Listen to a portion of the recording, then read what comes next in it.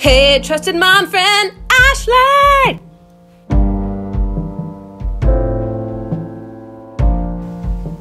Hey there, Ashley, Choose Intentionally. I got a question from an Oregon mom. Actually, I mean, it is an Oregon mom, but more specifically a Portland mom. And she writes, "Hi, Ashley. Hi. Recently, my third grader learned about 9/11 at school and had some big questions. How can I best use CI, that's lingo for Choose Intentionally, to talk about that?" Portland mom, I love tough questions. I think tough questions are the basis of building communication and connection and trust. And I think it's awesome that your third grader is coming to you to ask questions. Before I go into which card I would use to talk about stuff like this, I want to cover the basics of fielding questions from a child. Okay, so first, your child asks a question. Ask them, what do you think? Asking a child what they think about a question they ask will kind of give you an idea of how much they know and kind of what they're after and an idea for you on where to start. The second thing you want to do when you get asked a tough question is repeat the question back to them so that you can understand exactly what they were after. If we're talking about 9/11, your third grader might have a question of what happened in New York on that day, or it could be what is the Taliban, which would have two very different answers. So repeating the question back will help you figure out what answer you need to give. Then when it comes to answering the question, if you know the answer, then launch right into your answer. Well, let me tell you about the Taliban. It's also okay to pause and say, that's a really good question. I don't know the answer, so I'm gonna think about it and then I'll get back to you. Is that okay? And that's a great answer too.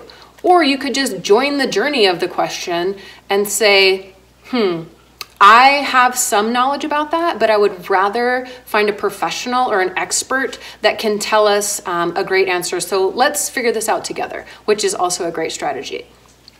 The card that I would use to tackle this would be, I choose to be a leader today. On the back it said, good leaders solve problems. Having a question and then asking a question is solving a problem. So encourage anytime you hear a question, say, oh my gosh, you are such a leader. Thank you for asking that question. Let's solve that.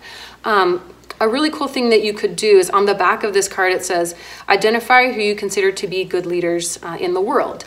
You could use this question to have conversation about leaders all over the world if she's really interested in, politics or government or culture. You could springboard and do a world research project. You could identify, the good people in all the countries around the world to start broadening her horizon on just what the world is like. You could even start with, how many countries are there in the world? 195, 201, 206, 249.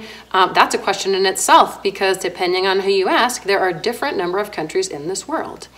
But that would be being a good leader, asking that question and trying to solve that problem. I hope that helps you answer that question. That is a great card, and it can be used with 5-year-olds, 55-year-olds, or 15-year-olds. Thanks so much for asking, and if anybody else has a question out there, DM me at Choose Intentionally on Instagram, and I'll get your question up here and get an answer right back at you. Thanks so much. Have a great day. Bye. Like a man without a name, like a song without a refrain. I don't know how